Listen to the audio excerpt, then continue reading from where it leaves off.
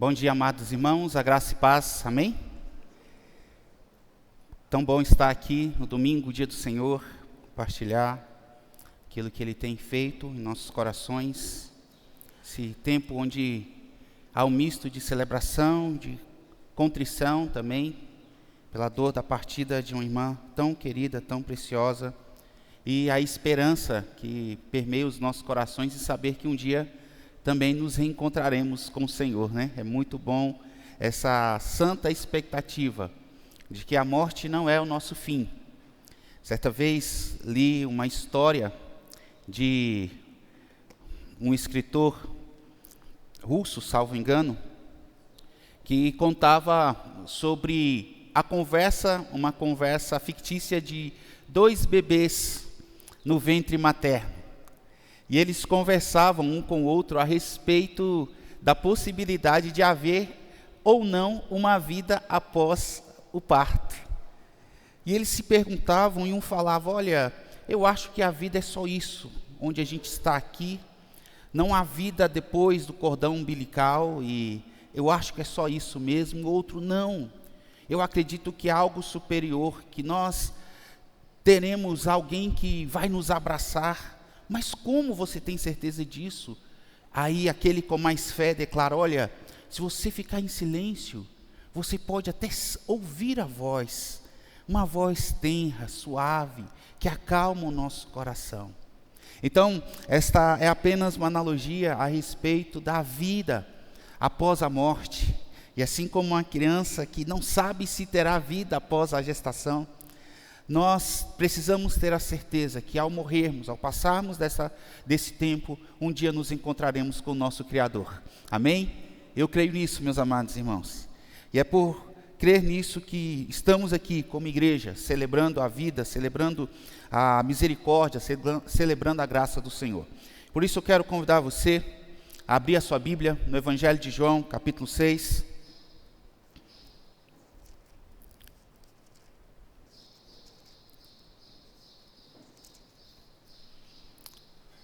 Sempre que recebemos um convite tão especial como esse, há uma pergunta em nosso coração: o que o Senhor deseja falar ao coração da sua igreja? O Senhor deseja trabalhar? E hoje, o título da nossa mensagem é Com Cristo. Ontem foi em Cristo, agora pela manhã com Cristo e à noite por Cristo. Nosso desafio. Esse texto é um texto muito conhecido. A gente trabalha na classe de EBD com as nossas crianças, né?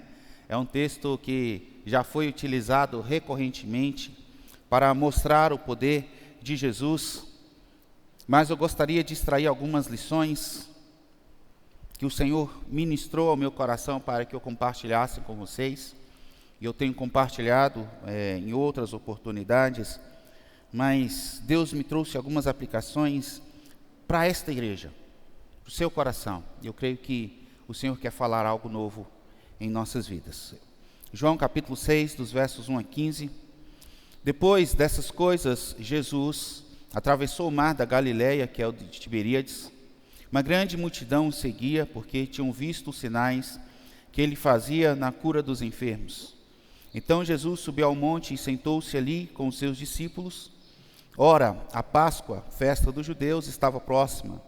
Então Jesus, erguendo os olhos e vendo uma grande multidão, se aproximava, disse a Felipe: onde compraremos pão para lhes dar de comer? Mas Jesus dizia isso para testá-lo, porque sabia o que estava para fazer. Felipe respondeu: nem mesmo 200 denários de pão seriam suficientes para que cada um recebesse um pedaço. Um dos discípulos, chamado André, irmão de Simão Pedro, disse a Jesus: aqui está um menino que tem 5 pães de cevada e 2 peixinhos. Mas o que é isso para tanta gente? Jesus disse: façam com que todos se assentem no chão. Havia muita relva naquele lugar. Assim os homens se assentaram e eram quase 5.000. Então Jesus pegou os pães e, tendo dado graças, distribuiu-os entre eles. E também igualmente os peixes, tanto quanto queriam. E quando já estavam satisfeitos, Jesus disse aos seus discípulos: recolham os pedaços que sobraram para que nada se perca. Assim, pois, o fizeram e encheram 12 cestos de pedaços dos 5 pães de cevada, que sobraram depois que todos tinham comido. Quando as pessoas viram o sinal que Jesus havia feito, disseram: este é verdadeiramente o profeta que devia vir ao mundo. Jesus ficou sabendo que estavam para vir com a intenção de fazê-lo rei à força. Então se retirou outra vez sozinho para o monte. Amém? Que o Senhor nos abençoe com a porção da sua palavra. Quem me acompanha no dia a dia lá na igreja sabe que eu sempre começo a mensagem com algumas perguntas. Mas hoje quero ajuda aqui, não sei se chegou o slide, tinha passado aí para o pastor Tiago. Mas com Cristo eu sempre espero algo novo, com Cristo eu sou testado e com Cristo eu sou abençoado. Vou repetir essa afirmação. Com Cristo, eu sempre espero algo novo. Com Cristo, eu sou testado. Com Cristo, eu sou abençoado.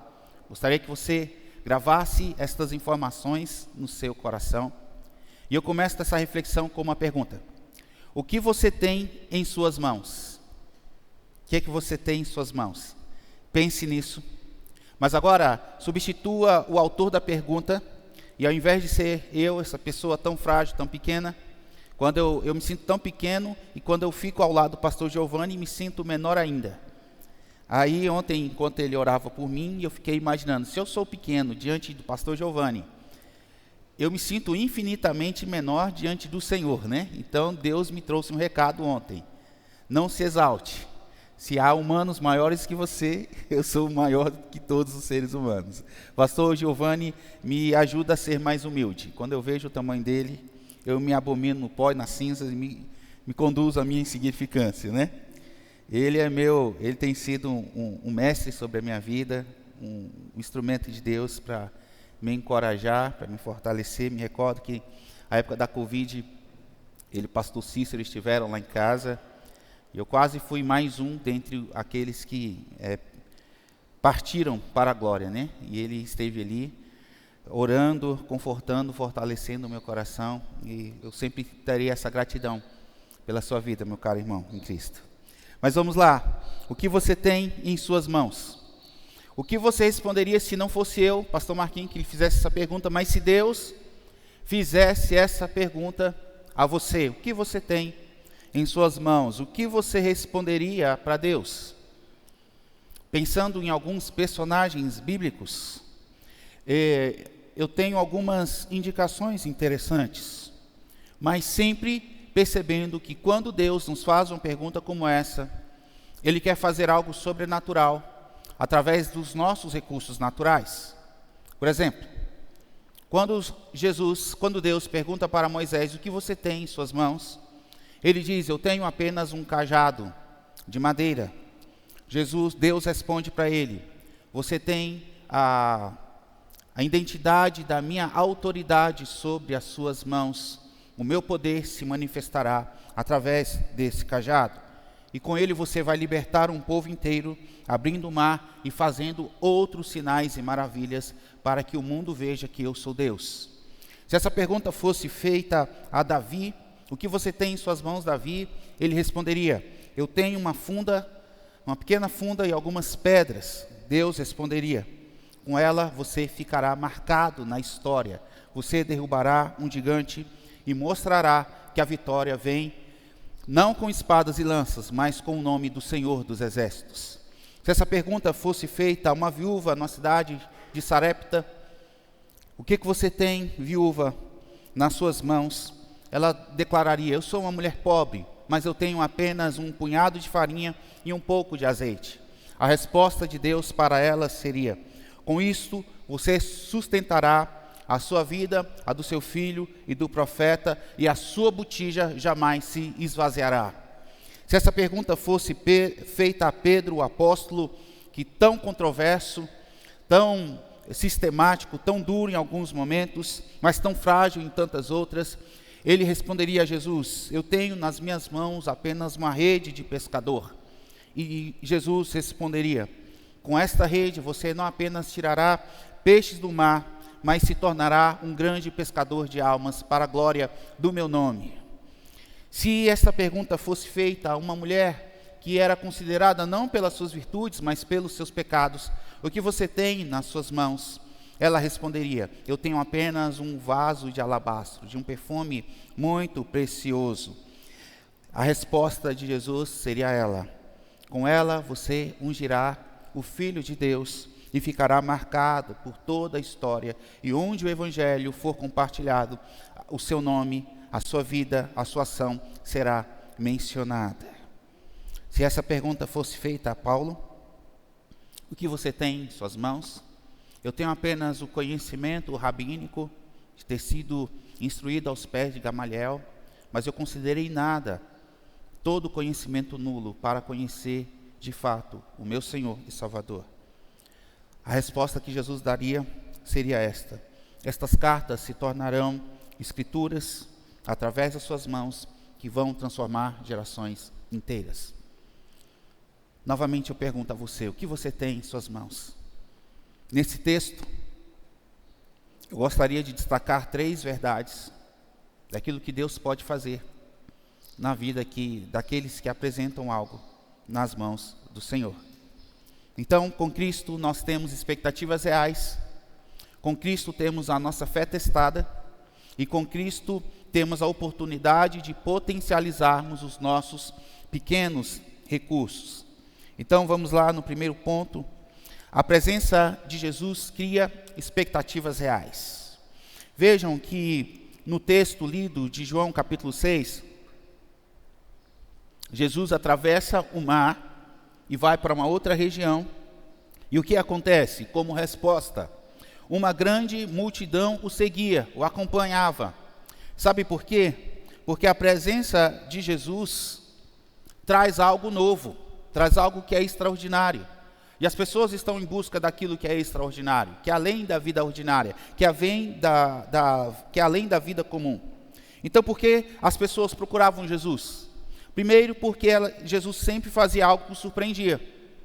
Havia uma expectativa santa em que Jesus operasse algum sinal, alguma maravilha. Eles estavam seguindo porque Jesus havia curado muitas pessoas, curado enfermos. Porque Jesus gera no coração humano um desejo por mais. A vida é mais. E com Cristo nós alcançamos o mais de Deus, o perfeito de Deus. Então, em Cristo nós temos esta expectativa de que a nossa vida pode ser melhor. A nossa vida pode ser com mais cor, com mais alegria. Mas eu pergunto, quando nós perdemos a expectativa daquilo que Jesus pode fazer? Quando o nosso coração se esfria, e não ter mais expectativas, por exemplo, de ir para o nosso quarto e orar.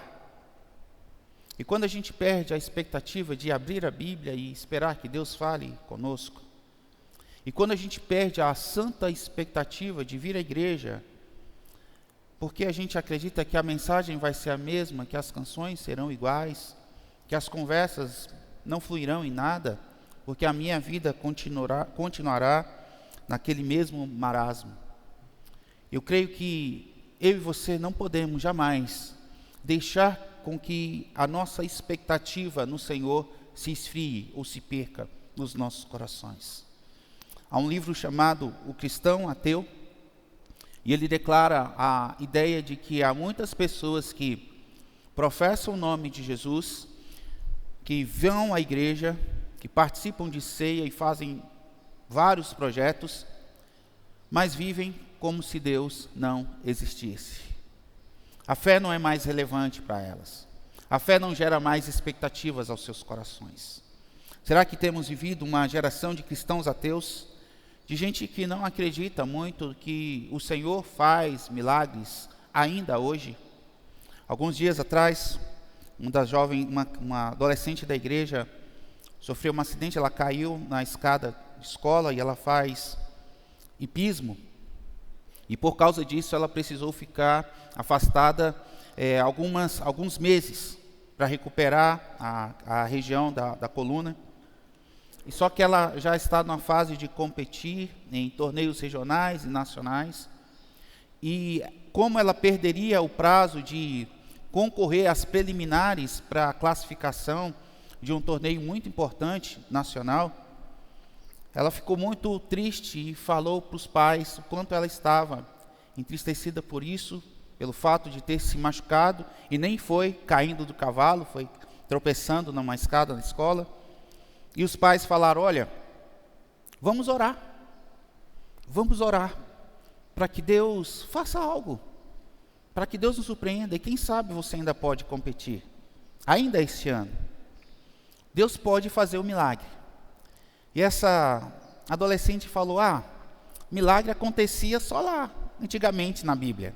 Milagres não acontecem hoje. O tempo passa, ela volta, ela é liberada pelo médico para competir, e ela precisava ter uma pontuação muito boa. Ainda tinha uma única oportunidade, mas ela precisava vencer várias etapas. E ao final daquele dia, ela alcançou a pontuação necessária para concorrer ao torneio nacional que ela tanto almejava. E ela, olhando para os pais e principalmente para a mãe: mãe, nós conseguimos. Filha, Jesus ainda faz milagres. Jesus ainda faz milagres. Não só no passado, mas hoje o Senhor faz milagres ainda.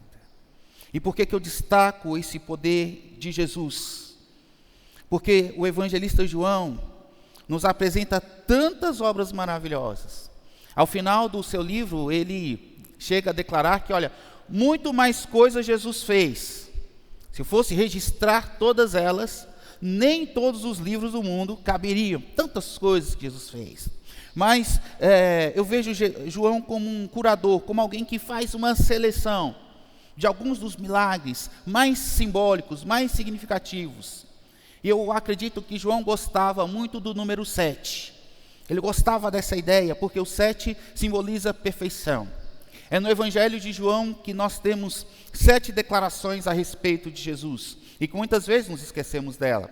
Que Jesus se declara como o pão da vida, como a luz do mundo, como a porta das ovelhas, como o bom pastor, como a ressurreição e a vida, como o caminho, a verdade e a vida, e como a videira verdadeira. Afirmações que fortalecem a nossa alma, que fortalecem a nossa fé, que testificam o quanto Jesus é poderoso. Mas também João enfatiza 7 grandes milagres feitos por Jesus. Jesus transforma a água em vinho e começa o seu ministério em Caná da Galileia. Jesus cura a filha de um oficial do rei. Jesus cura um paralítico no tanque de Betesda. Jesus multiplica os pães e os peixes. O 5º milagre: Jesus anda sobre as águas. Jesus cura um cego de nascença, mostrando o poder do Senhor sobrenatural. E ele ressuscita a Lázaro. 7 grandes milagres que mostram a glória e o poder de Jesus. E aqui há um recado muito claro: Jesus tem poder para superar as expectativas humanas. Onde nós não encontramos nada, o Senhor gera vida. E nós, cristãos contemporâneos, precisamos nos recordar do grande poder criador de Jesus. Quantas vezes a nossa fé é tão pequena, quantas vezes a nossa fé ela se condiciona ao nosso contexto social, ao nosso contexto financeiro, ao nosso contexto intelectual, e nós limitamos o agir de Deus nas nossas vidas. Limitamos o agir de Deus na nossa igreja, limitamos o agir de Deus na nossa casa. Mas o Senhor quer fortalecer a nossa fé e encorajar a nossa alma a crer nas grandes obras que o Senhor tem a fazer através das nossas vidas, igreja. Você precisa sair daqui com a santa expectativa renovada no seu coração, que os grandes e melhores dias na obra e na presença do Senhor ainda estão por vir. Talvez você fale: eu acho que como igreja chegamos ao ápice da nossa caminhada. Não, Deus tem mais para vocês. Deus tem mais para a sua vida. Deus tem mais para o seu lar. Deus tem mais para a sua casa. O recado de Jesus é muito claro. Eu quero que você venha para mais perto de Jesus, para experimentar desse grande poder. E ao chegar-se a Jesus, ao estar em Cristo, estar com Cristo, você se tornará participante de um grande e maravilhoso projeto espiritual, de um grande e maravilhoso projeto celestial. Mas isso é para aqueles que estão perto. não para aqueles que estão longe. Isso é para aqueles que atravessam os mares, que chegam ao deserto para terem um encontro real com Jesus. Aquele grupo de homens e de mulheres, talvez 10, 12 mil pessoas, que atravessaram o mar da Galileia, que seguiram Jesus para um lugar deserto. Eles tinham essa expectativa de serem visitados pelo poder de Jesus, porque eles entendiam que em Cristo havia algo sobrenatural, havia algo diferente. Tanto é que em Marcos, capítulo 1, 22, há uma declaração de que o povo declarou o seguinte: eles se maravilhavam da doutrina de Cristo, porque Cristo os ensinava como quem tem autoridade, não como os escribas, não como os fariseus. Aqueles homens e mulheres estavam cansados de uma espiritualidade estéril, uma espiritualidade que não cura, que não liberta, que não gera transformação, que gera apenas incômodo e peso, opressão ao coração das pessoas. Eles não queriam mais uma religiosidade que não fizesse expectativa, que não fizesse sentido para a sua existência. Por isso eles esperavam em Jesus. Então, se havia pessoas que ficariam desapontadas naquele grande dia da multiplicação, não seriam aquelas que estavam naquele encontro com Jesus. Talvez alguém que ficou em casa, talvez alguém que falou: não, hoje não. Quem sabe em outra oportunidade eu escute novamente esse Jesus. Quem sabe em outro momento, porque eu tenho coisas importantes para fazer. Mas aquele grupo que escolheu a melhor parte de estar com Cristo, de seguir a Jesus, foi saciado de uma forma sobrenatural. E eles reconhecem isso. Ao final do texto que nós lemos, aquelas pessoas declararam que este é verdadeiramente o profeta que devia vir ao mundo. Eles já queriam coroar rei, ou seja, eles estavam animados com a grande obra que o Senhor havia feito. Semelhante modo, quantas vezes nós perdemos oportunidades de sermos edificados por Jesus, porque a gente escolhe não estar onde Jesus está, porque a gente não escolhe estar na casa do Senhor, porque a gente não escolhe participar de um congresso, porque a gente não escolhe participar de uma celebração, e depois a gente ouve as notícias: olha, o culto foi uma bênção, o congresso foi maravilhoso, que pena que você não esteve lá, você perdeu. Não faça parte do grupo daqueles que apenas ouvem as grandes obras que o Senhor fez, e que seus olhos não contemplaram, e que seus olhos não viram. Então, em Cristo, a nossa vida vive em grande expectativa. O segundo ponto, gostaria de destacar: com Cristo temos a nossa fé testada. Vejam comigo o versículo 5. Jesus, erguendo os olhos, vendo que uma grande multidão se aproximava, disse a Filipe: onde compraremos pão para dar-lhes de comer? Jesus sabia o que estava fazendo. Ah, meus irmãos, quando Jesus faz uma pergunta dessas, é porque Ele quer despertar em nós algo especial. Ele quer que a gente pense em possibilidades além do senso comum, além das respostas prontas, ou até mesmo além daquela resposta que muita gente faz para se esquivar de responsabilidades. Isso não é problema meu. Já viu gente respondendo assim na igreja? Pastor, está faltando água. Ah, isso não é problema meu, do diácono, né? O diácono é do porteiro, aí a gente vai. Pai, eu preciso comprar tal coisa, fala com sua mãe, isso não é problema meu. Aí o filho: mãe, preciso comprar tal coisa, fala com seu pai, isso não é problema meu. Eu vou morrer de fome então, e ninguém quer cuidar de mim. É muito fácil nós lançarmos a responsabilidade para outras pessoas, porque assim nós não ficamos sobrecarregados. Mas, meus irmãos, quando uma necessidade é mostrada e revelada por Jesus, é porque Ele quer testar a nossa fé, a nossa iniciativa, a nossa disposição, e o resto deixa com Ele. Não se preocupa. Em um momento de grande tensão, diante de uma grande necessidade, diante de uma grande luta, o Senhor apenas quer provar o seu coração. A resposta que Filipe dá é: não tenho dinheiro suficiente. Não temos dinheiro suficiente. Veja o verso 7 aí. Não temos 200 denários de pão, Cada denário simbolizaria um dia de trabalho. Então veja, nós não temos, mesmo que nós trabalhássemos o ano inteiro, nós não conseguiríamos saciar esta multidão. Veja que Filipe tem uma resposta racional a um problema lógico. Ele olha, não tem ninguém, não tem padaria, não tem mercado, né? Não tem atacadão, não tem Arlete aí, o Sidney, para preparar os bolos maravilhosos, deliciosos, né? Não tem uma equipe. A equipe da igreja aqui, Bethesda, que é uma bênção. O povo faz comida para muita gente, vocês estão acostumados. Não tem essa equipe de logística. Então Filipe traz uma resposta sincera, honesta, porém limitada. Não temos dinheiro, não há lugar para comprar essa quantidade de pão. Não há gente suficiente que pudesse preparar as coisas para nós.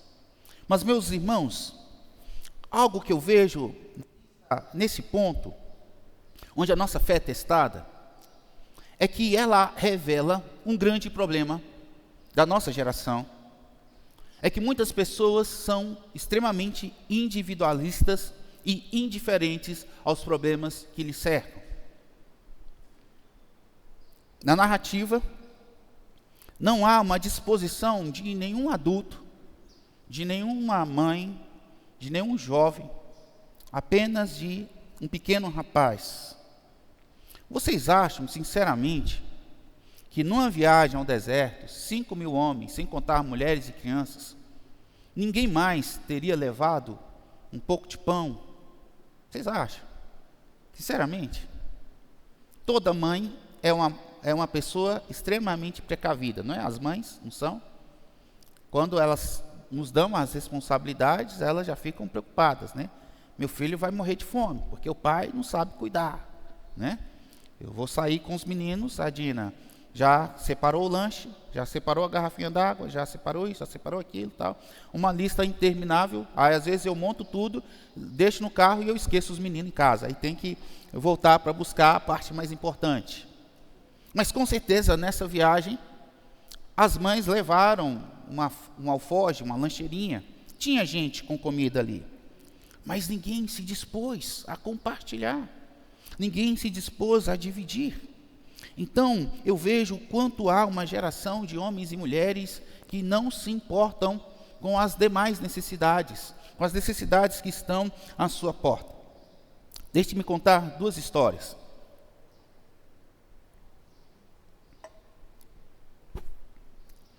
Testemunho bem próximo de algo que eu vivenciei, do poder de Deus.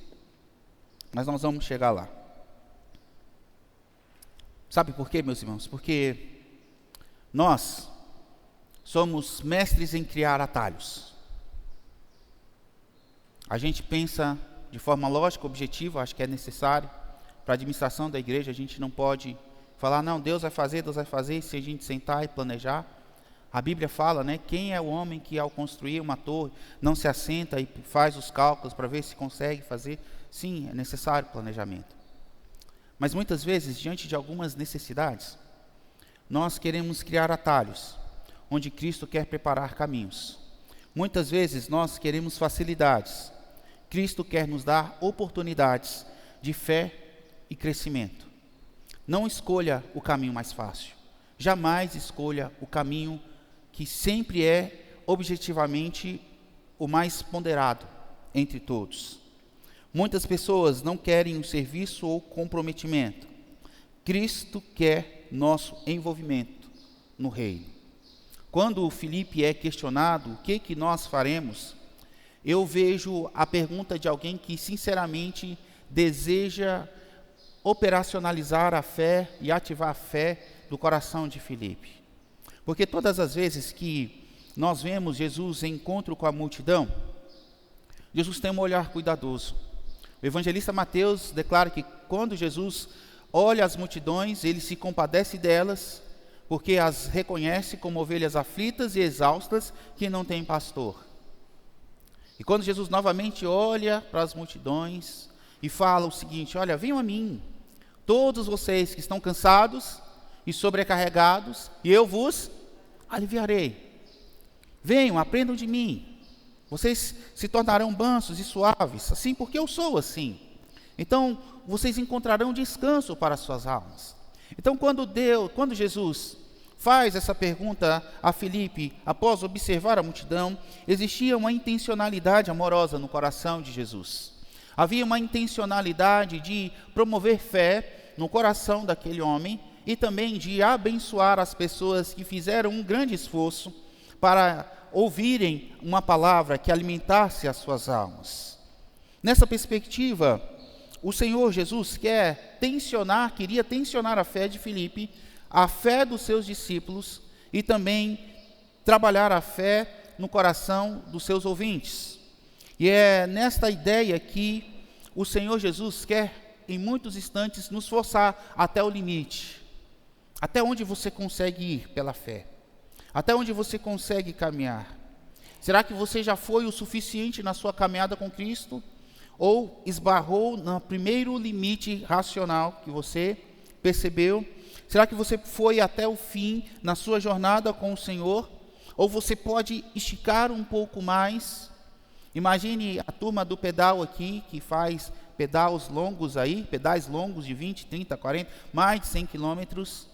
Imagine só, nós criamos uma estratégia de pedalarmos 100 quilômetros e alguém do grupo chega a 99 quilômetros, faltando apenas 1 quilômetro.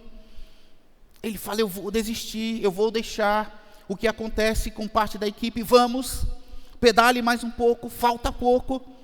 E aquele que estava exaurido das suas forças, ele recobra uma energia da qual ele reconhecia que não tinha, e ele consegue pedalar, e ao final ele declara, muito obrigado. Sem a ajuda, sem o incentivo, sem a motivação de vocês, eu ficaria no meio do caminho. Jesus é esse incentivador da nossa alma, porque muitas vezes a gente acha que chegou ao limite, que a gente não consegue dar mais um passo, e Jesus está falando, vamos, você consegue dar mais um passo, e mais um passo, e mais um passo, da mesma forma que um pai e uma mãe tensionam o coração da criança, que num processo de aprendizado, e o aprendizado requer esforço, requer dedicação. Imagine só você, pai, que teve a experiência de ver o seu filho dando os primeiros passos. E o que geralmente um pai e uma mãe faz quando a criança começa a engatinhar? Quando ela começa a levantar e andar, segurando um móvel, um objeto, um sofá, uma cadeira.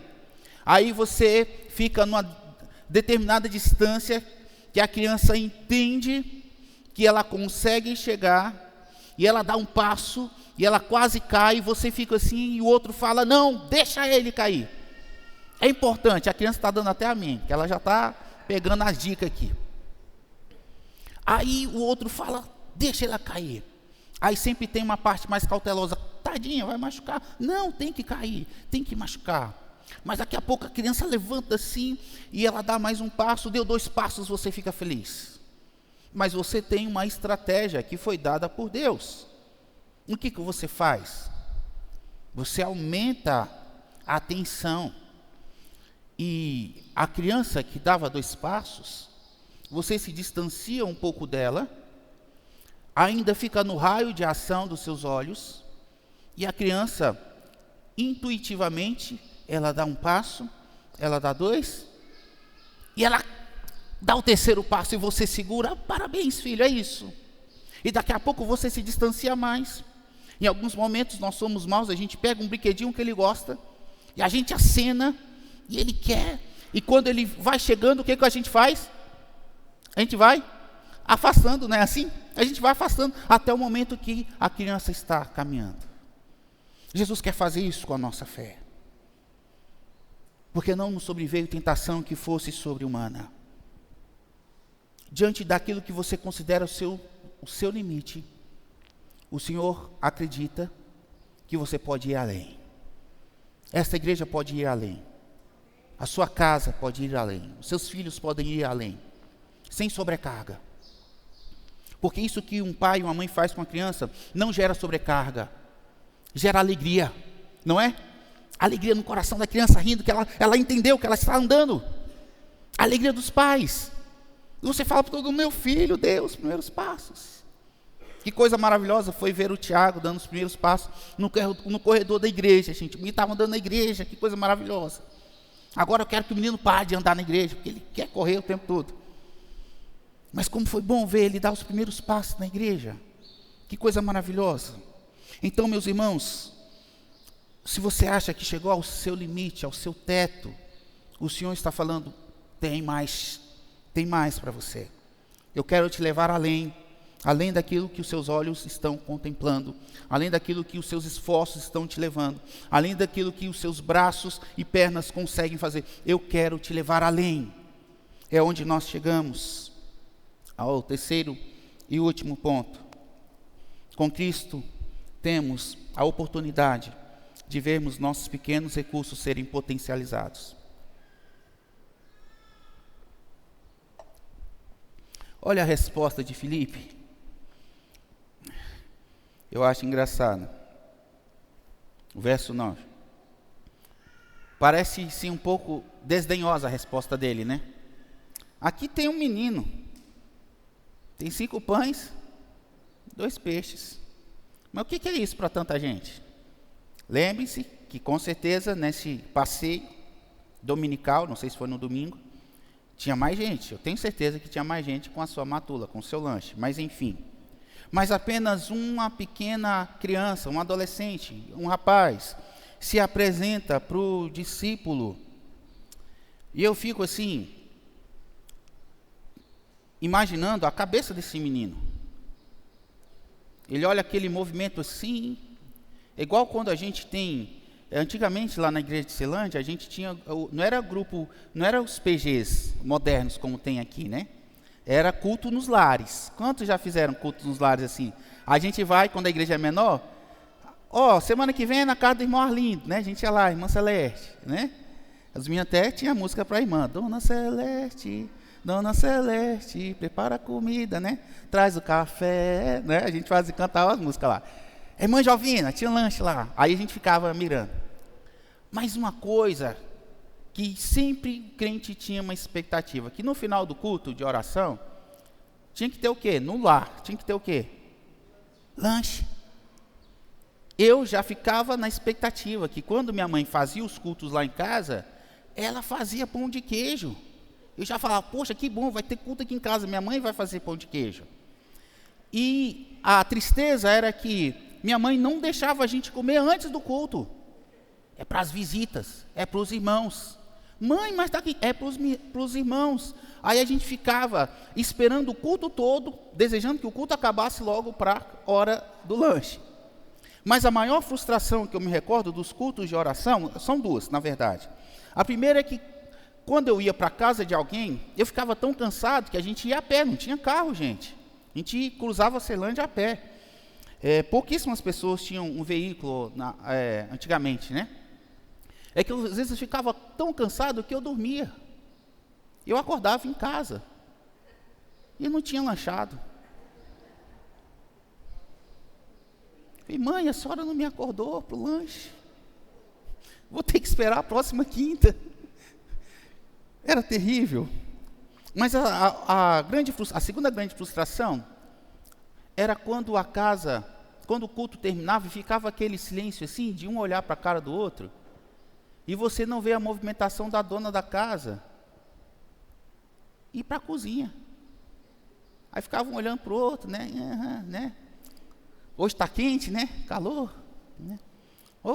Nossa, vontade de tomar um café. Aí você ficava olhando para a cara do outro assim, acho que não vai ter nada não, né? Aí você ficava levantando, posso ir no banheiro? Aí você ia no banheiro, os irmãos ficavam disfarçando para ver se ia ter algum movimento saindo da cozinha. Aí falava assim, hoje não teve lanche, né? Era a segunda grande frustração, quando você ia para o culto de oração e não tinha lanche.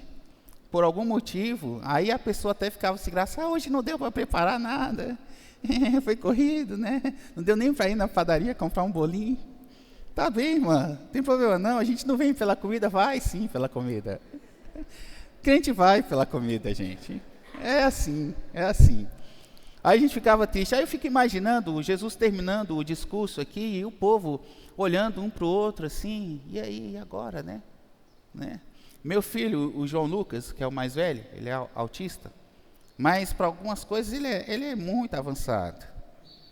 A gente sai e ele já fica com, e aí, o que vem depois? Aí em algum momento, quando ele me vê enrolando, conversando após o culto, aí ele olha assim para mim, aí ele não vai me interromper para falar, aí ele vem, me cutuca, aí eu olho para ele, o que é, João?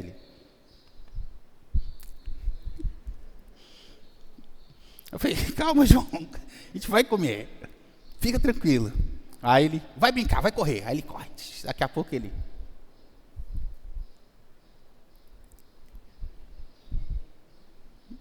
Tá bom, João, a gente vai comer. Até o momento que fala, a gente vai para tal lugar, nós vamos comer. Aí ele sossega, aquieta o coração. Eu fico imaginando tanto de gente que estava ali, olhando um para o outro. E aí não tem nada. E agora? A gente vai ficar aqui, vamos para casa, o que a gente vai fazer? Aquele climão assim, sem graça. Mas é nesse momento aqui, aparece um menino e nós vemos o Senhor abençoar.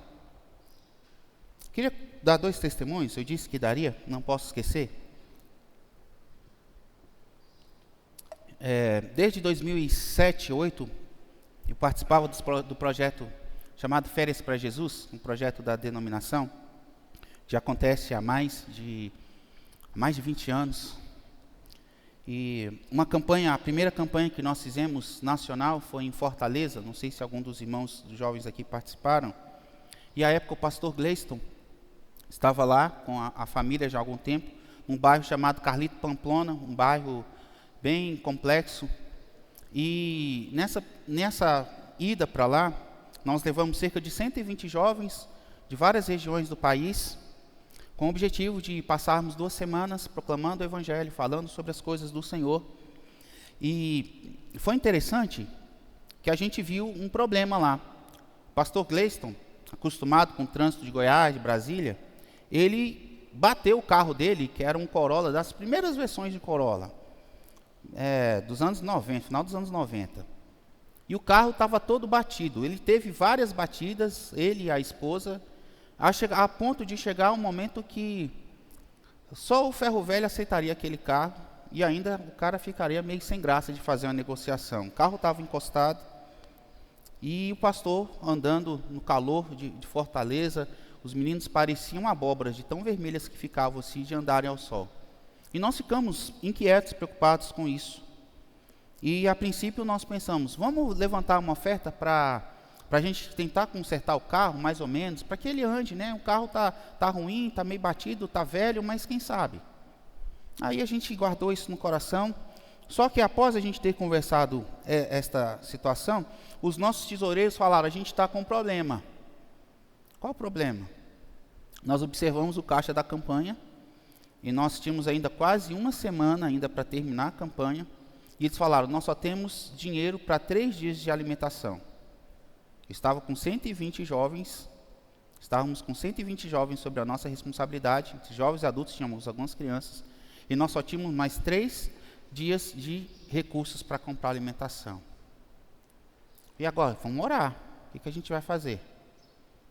Oramos, só que à medida que nós orávamos, pela situação do pastor e pelo nosso projeto, todo final da noite a gente senta, reúne a equipe, conversa, vê o que deu certo, o que não deu certo, a gente faz a avaliação, prepara a agenda para outro dia.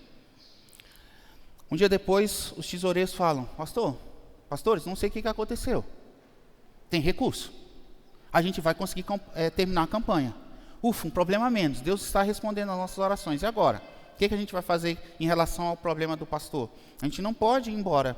Deus nos mostrou que essa família precisa ser abençoada. A gente precisa fazer algo por eles. Aí a gente falou, e se a gente comprar um carro para o pastor? Eu falei, vocês estão loucos? A gente não tem dinheiro, mal tinha dinheiro para terminar a campanha, agora a gente tem. A gente sequer tem dinheiro, talvez, para consertar o carro. Vai comprar um carro? Não é isso. Vamos andar nas agências aí. A gente foi, começou a olhar, vimos um carro X. Acho que era uma Palio Weekend. Esse carro é legal e tal, acho que vai dar para ele. O carro custava cerca de 25 mil reais. À época. Se você fizer os cálculos, hoje, esses 25 mil reais teriam poder de compra entre 65 a 70 mil reais. Era um carro de 2005, nós estamos falando de 2011, né? Cerca de 5, 6 anos de uso. Aí nós fizemos o seguinte, reunimos os meninos sem a presença do pastor Gleison e falamos, olha, irmãos, vocês estão vendo o empenho do pastor, da sua família, e Deus colocou algo no nosso coração. Nós vamos comprar um carro para o pastor. Primeiro momento os meninos ficaram assim, como pastor? Nós vamos comprar. Nós vamos comprar através das ofertas que Deus vai levantar. Através de vocês. Nós vamos orar agora. Mas a oferta não será levantada agora. Será levantada 1 ou 2 dias depois. Nós vamos fazer aqui o nosso culto. Aí nós fizemos o culto para levantar a oferta. Só sei que nesse período os meninos ficaram alucinados. Vai dar certo, nós vamos comprar em nome de Jesus, uhul, nós vamos entregar esse carro. Os meninos estavam com mais fé do que a gente. Vamos comprar esse carro, vamos comprar esse carro. Fizemos a oferta, o dia da oferta. Tinha menino ligando, pai, a gente vai comprar um carro aqui para o pastor. O que é isso, menino? Não, vamos comprar um carro. Adianta 3 meses da minha mesada, pai. Eu quero ofertar 3 meses da minha mesada. Os meninos que tinham dinheiro só para o lanche da viagem, que a gente foi de ônibus, saímos de Brasília, de ônibus. Eu vou dar o dinheiro do meu lanche, mas eu vou participar. Aí um começou a dar a oferta, outro ligou para a igreja, gente, vamos ajudar o pastor Gleison, ele precisa de um carro. Meus irmãos, naquele dia, nós levantamos cerca de quase 25 mil reais, entre ofertas de igrejas, entre ofertas dos jovens. Nesse momento da oferta foi tão especial, que um jovem, e isso acontece muito nos projetos, um jovem que foi para a campanha, entregou a sua vida no momento da oferta. Ele entregou o seu coração para Jesus, enquanto as pessoas estavam entregando as suas ofertas. Eu nunca tinha visto uma conversão no momento da oferta, gente. Eu já vi gente desviar por causa da oferta. Mas converter na hora da oferta, impossível. Meus irmãos, nessa brincadeira, a gente foi, comprou o carro e entregamos para o pastor. Vocês imaginam o coração do pastor Gleison recebendo o carro? A gente botou até aqueles laços assim, grandão, assim, igual. O carro entrando, piscando, ele não entendia o que estava acontecendo. Os menininhos dele, os bacuri, 3 menininhos, chorando, Deus é fiel, Deus é maravilhoso. E eles abraçavam, entravam no carro. E a alegria dos jovens, chorando, alegres, porque participaram desse projeto maravilhoso, meus irmãos. A generosidade é um dom de Deus, meus irmãos. E Deus abençoa um coração generoso. Uma oferta de 5, Deus potencializa. Uma oferta de 10, de 100, de 1000. Não importa o valor em si, mas a disponibilidade do coração, meus irmãos. Só temos 5 pães e 2 peixes. O que é isso para tanta gente? Filipe desprezou talvez a oferta singular desse rapaz.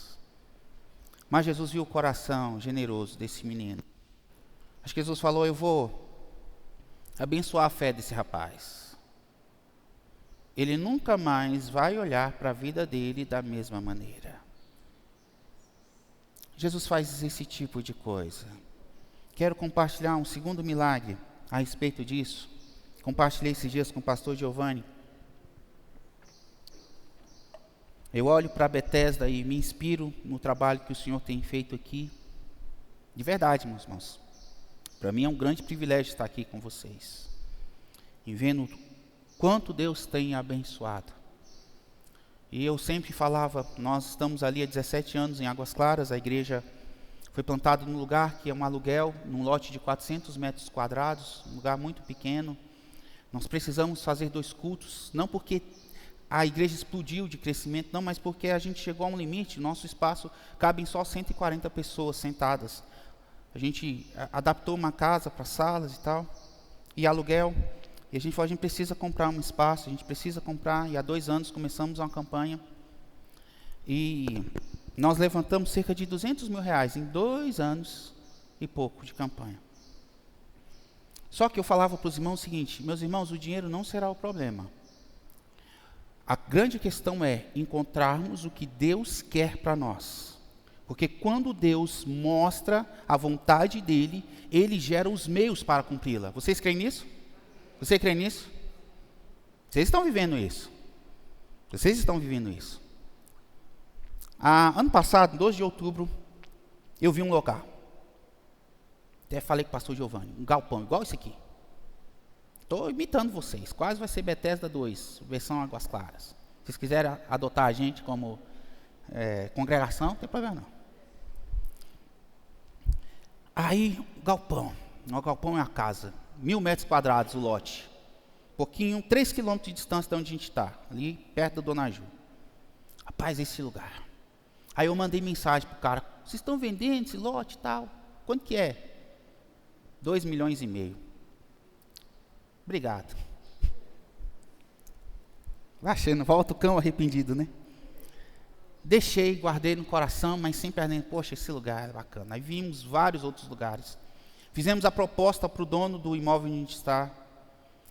Eu não quero vender. Falei, olha, meus irmãos, Deus fechou as portas para nós aqui. Não, mas tem que... Deus fechou as portas para cá. Ele fecha o coração do rei, ele fecha o coração de Faraó, ele tem o controle de todas as coisas. Se ele disse não para cá, é porque ele tem algo maior para nós. E eu já falei, aqui já não comporta mais a gente.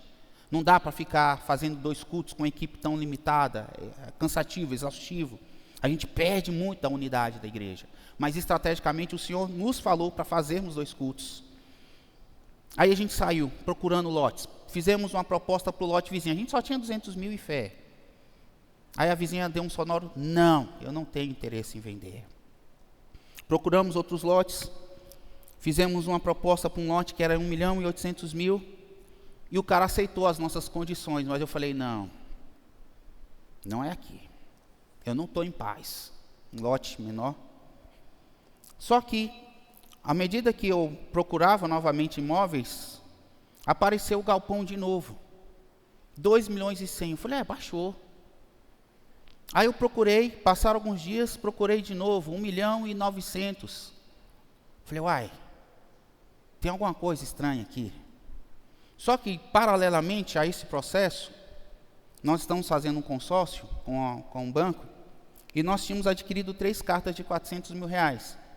Aí a mulher, não, vai ser rápido e tal, já tem quase 2 anos, a gente não ganhou uma carta só. Pastor Davi, a gente apresentou o programa para ele entrou depois da gente e já foi contemplado, umas 3 já. Eu fiquei quase com inveja santa, né? Eles estão comprando um imóvel lá no Jardim Botânico, um lugar maravilhoso, maravilhoso. E Deus fez algo muito especial lá com o pastor Davi nos Jardins. Eu falei, poxa, Davi, você já ganhou antes da gente, cara, né? Nem com lance a gente está ganhando essas cartas. Aí, nesse processo, entre fevereiro e março, a operadora liga, olha, tem uma pessoa que está com uma carta contemplada e ele vai se desfazer dessa carta. 1.150.000. Vocês têm interesse? Eu falei, tem, mas não tem dinheiro. Eles queriam vender um ágio. Nessas negociações aí, quem entende de finanças sabe que o cara vende algo contemplado, tem lucro nisso, né? E quem compra também tem a vantagem de ter um crédito disponível. Cara, 1.150.000, poxa, mas a gente só tem 200 mil, o cara queria 450 mil nesse ágio. Aí um irmão falou, não, vamos oferecer 350, mas a gente só tem 200, calma, vamos oferecer, se ele aceitar é de Deus. Aí a gente conversou, cara, não aceito, quero 450. Tudo bem, a gente voltou, entendeu que não era do Senhor, continuamos orando. Enquanto isso, o imóvel estava lá em 1.800.000, e ardia no meu coração. Eu levei parte da liderança para ver, a gente foi começar a olhar imóveis, 2 milhões, 3 milhões, 6 milhões, 4 milhões, 1.800.000, falei, gente, esse aqui, tem um galpão, tem uma casa, a gente já vai começar a nossa operação aqui, mas tem isso, tem aquilo, gente, é aqui. Deus está mostrando, Deus está ardendo no meu coração que é aqui. Aí, daqui a pouco volta o cão arrependido, o cara da carta, olha, eu quero vender para vocês. Mas a gente só tem 200 mil. Aí Deus levantou uma pessoa, eu vou doar 150 mil para a igreja. A gente pulou de um valor de 200 mil para 1.150.000, usando apenas 200 mil. Eu não sou muito bom com cálculo não, mas depois vocês me ajudam na operação. Nós agora temos 1.150.000. Aí eu pedi para um dos irmãos que fazem parte da negociação, que eu falo, olha, pastor cuida de alma, e administrador cuida de finanças, viu? Não sobrecarreguem seus pastores, deixe eles cuidarem das questões impossíveis e tal, negociar com Jeová, alivia a parte administrativa de pastor. A gente não vive para contar número, gente. Vocês não são número para nós, vocês são vidas. A gente sabe cuidar de vida. Cuidar de número é tesoureiro, administrador, e vocês têm gente muito excelente para cuidar disso. E deixar os seus pastores para ele cuidar daquilo que eles sabem fazer com excelência. Aí eu falei para o irmão assim, fulano, olha a loucura da minha cabeça. A gente não tinha mais 200 mil, tinha 1.150.000 da carta. Falei, fulano, liga lá para o fulano, para o dono desse imóvel aí, e fala que a gente vai pagar 1.650.000, ele dá a chave, eu dou um tapa na orelha dele e ele vai embora. Entrega essa chave para a gente. O cara, vou ligar para ele. Aí ele falou, olha, pastor, é o seguinte, tem um investidor querendo comprar o imóvel, e ofereceu para eles 1.200.000 e a quitação de um valor, um saldo na TerraCap. E eles não aceitaram. Mas eles falaram o seguinte, porque nós queríamos 1.300.000 mais a quitação do valor, que era um saldo de quase 400 mil reais na TerraCap. E eles falaram o seguinte, já que não tem uma igreja que está querendo comprar, a gente vai fazer o seguinte, nós vamos dar 50 mil de oferta para a igreja, os donos do imóvel. 50 mil de oferta, e o que seria 1.300.000, para 1.200.000 para esse investidor a gente não vende não, mas 1.250.000 a gente vende para a igreja, e 50 mil vai ser a nossa oferta. E eles quitam lá o valor. Falei, olha, o negócio está ficando bom. Reuni com a liderança. Falei, gente, é isso. É agora. Eu falei que Deus ia nos dar, na hora certa. Deus ia nos dar. Mas, pastor, a gente só tem 1.150.000. É uma operação de quase 1.600.000. Deus vai nos dar. O que a gente vai fazer? Tinha domingo a assembleia, a reunião na quinta-feira. Aí eu cheguei na reunião sem saber o que ia fazer. O líder que estava mais empolgado, mais esperançoso, mais cheio de ideia, não pôde participar da reunião. Falei, agora, estou sozinho, estou lascado. Porque nós pensamos de forma racional. A executiva pensa executivamente, não é verdade, irmãos? A nossa administração da ICEB é muito ordeira, caseira. Ela é cuidadosa. Aí, pastor, a gente tem interesse sim, vamos levar para a Assembleia, ver se a igreja quer esse imóvel. Mas olha, tem esses pontos negativos e tal. Meu irmão, mas é isso que Deus está mostrando para a gente, está aqui. É esse lugar. Mas, pastor, o que a gente vai fazer?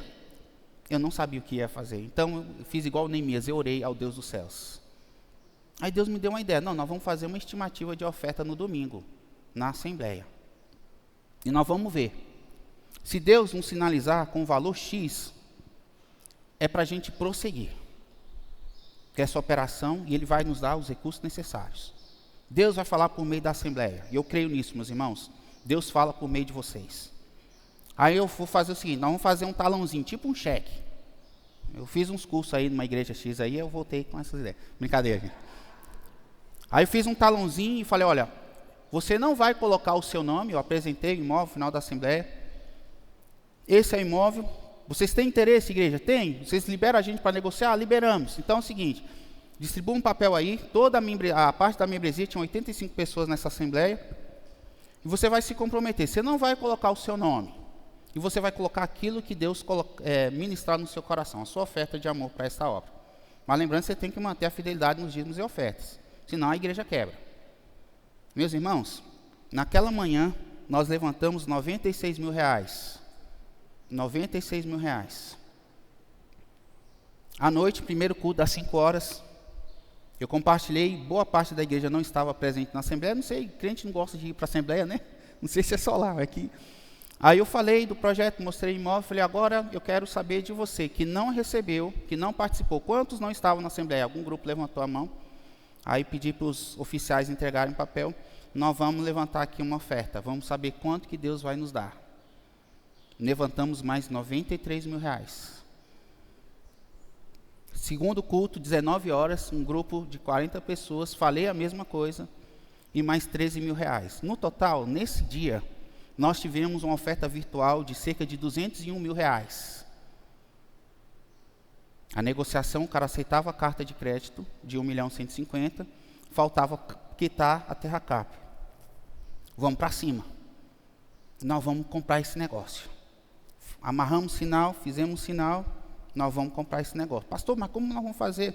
Deus vai prover. Aí eu liguei para o Giovanni, liguei para o pastor Luiz César, a gente conseguiu um dinheiro emprestado, mas ainda não tínhamos tudo. Na assembleia, para votar o sim para comprar o imóvel, e nós já tínhamos apalavrado com os donos, pela fé. Aí os irmãos começaram a questionar, da onde teremos o dinheiro para alimentar essa multidão? Na sexta-feira que antecedia a assembleia, eu recebo uma carta, um WhatsApp, de uma família. Pastor, nós entendemos que esse projeto é de Deus, e nós estamos entregando para a igreja o nosso carro, avaliado em R$250 mil.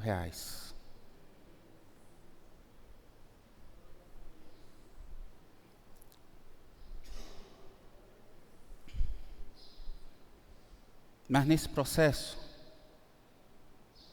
eu recebi o abraço de uma irmã que colocou no meu bolso: pastor, aqui é a oferta da viúva pobre, R$100. Quem deu mais para o Senhor? Nenhum dos dois.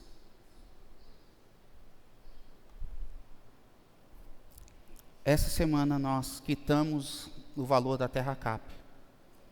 Estamos esperando os trâmites burocráticos para liquidarmos a aquisição do nosso imóvel. Eu quero vocês lá, não vai caber todo mundo indo, né? Mas eu quero que vocês nos visitem lá, para vivenciar esse milagre. O que é isso? 5 pães e 2 peixes, para uma multidão. Meus irmãos, quando Deus quer fazer algo, Ele vai fazer algo.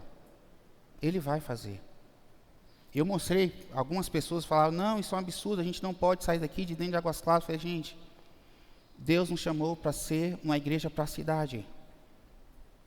Deus nos chamou para ser uma igreja na cidade. Foi tão incrível que, nesse processo, um dia antes da assembleia, teve o aniversário da ICEB aqui. Aí os irmãos que foram, viram o galpão, e disseram, pastor, igual o nosso galpão lá, pastor. Pô, a gente vai fazer uma galeria igual o pessoal está fazendo ali, uma entrada. Está vendo como vocês me abençoam, gente? Eles materializaram a bênção. Vendo o exemplo de vocês, de crescimento, vocês poderiam ter se acostumado. Não, a gente mantém aqui o templo, que já é uma bênção, né? Quantas vezes o pastor Joaquim foi questionado, você está fazendo um monumento para Samambaia? Sim, porque Samambaia merece o melhor de Deus. Porque Deus tem o melhor para essa cidade. E Ele vai usar essa igreja para fazer com que o melhor dele se revele para essa cidade. Por isso que eu falei ontem, aqui ainda será pequeno, em nome de Jesus. Nós precisamos expandir sempre, essa igreja vai expandir sempre. Se precisar quebrar essa parede de tijolo, nós vamos quebrar e vamos expandir em nome de Jesus. Onde vai estacionar o carro, eu não sei. Pega Uber, vem, não sei. Vocês fazem alguma coisa, compra um ônibus depois, não sei. Mas expandam, cresçam, não tenham medo de crescer. Pastor, mas eu tenho tão pouco, 5 pães e 2 peixes, entrega. E o Senhor vai potencializar nas mãos de Jesus aquilo que você colocar diante do altar do Senhor. Essa é uma palavra para o seu coração, que muitas vezes acha que os seus recursos são tão pequenos, e você pensa, eu não vou nem doar, porque não vai fazer diferença. Eu nem vou contribuir, porque não fará diferença. Eu nem vou me dispor, porque tem gente melhor para fazer. Mas sim, Jesus quer contar com você, pequeno rapaz, que tem 5 pães e 2 peixes, porque tem gente que talvez tenha até mais, mas não tem um coração liberal para a obra de Deus. Deus quer contar com você, é com esse pequeno grupo que está aqui. O Senhor quer contar com você, com a sua disposição, para que o milagre dele aconteça. O Senhor quer contar com esta igreja. O que você tem nas suas mãos? Entrega para Jesus. Às vezes os nossos olhos ficam chateados diante de uma baixa adesão de pessoas, ou até mesmo de ofertas que não entram como a gente esperava, de pouco engajamento em alguns períodos específicos do nosso ministério. Mas o Senhor ainda quer contar com aquilo que está nas nossas mãos. O que você tem nas suas mãos? Eu quero encerrar essa mensagem com isso. João, a conclusão, Jesus toma os pães e o que Ele faz? Ele abençoa. Nas nossas mãos são apenas 5 pães e 2 peixes. Nas mãos de Jesus vira a história. Quero chamar o pastor Giovanni aqui.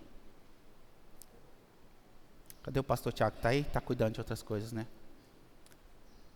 Queria orar com esses homens. Não sei se o Tiago, padre, está por aí.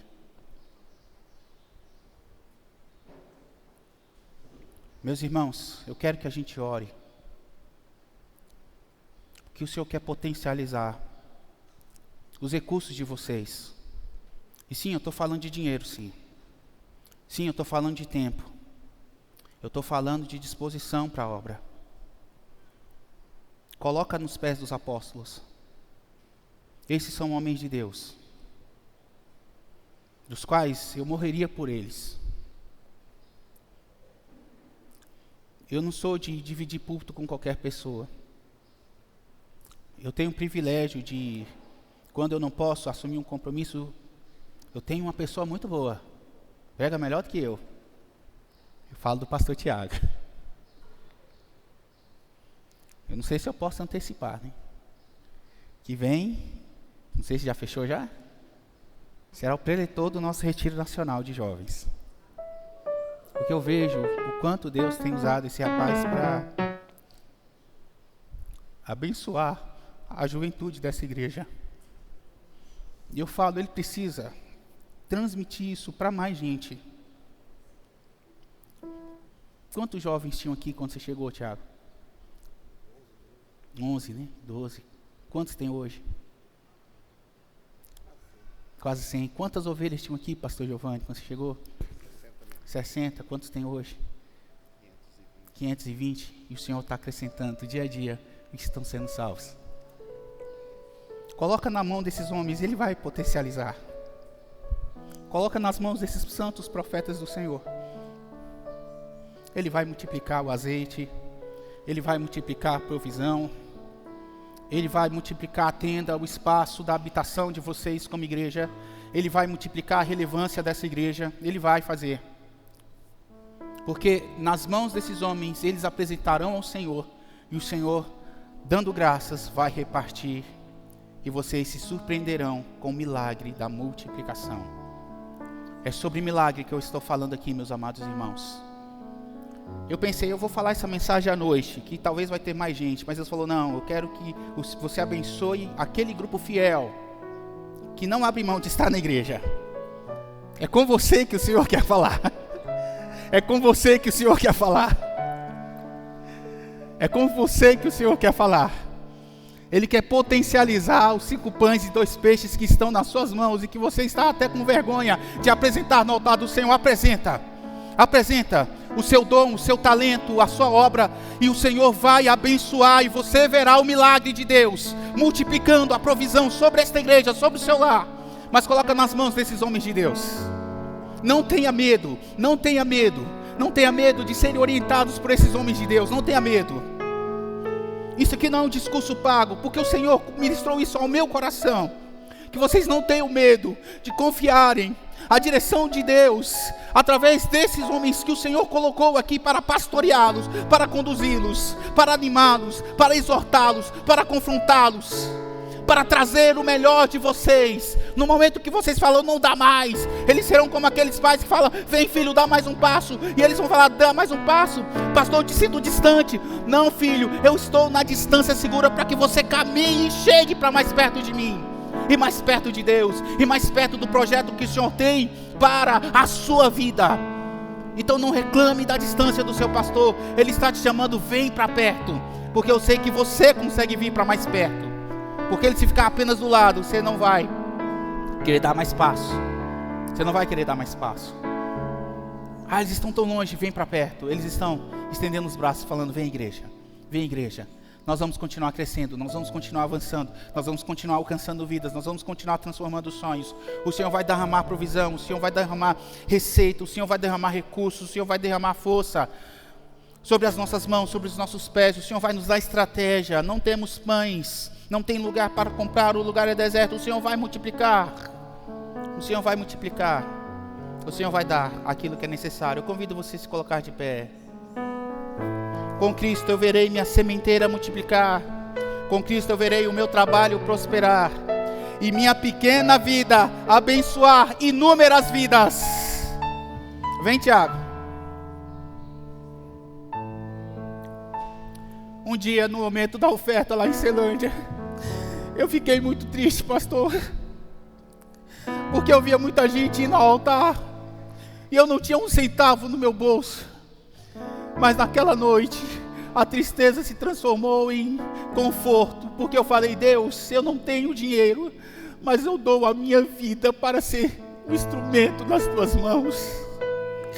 E eu me vi me transportando aquele gasofilácio e me entregando ao Senhor para que Ele usasse a minha vida.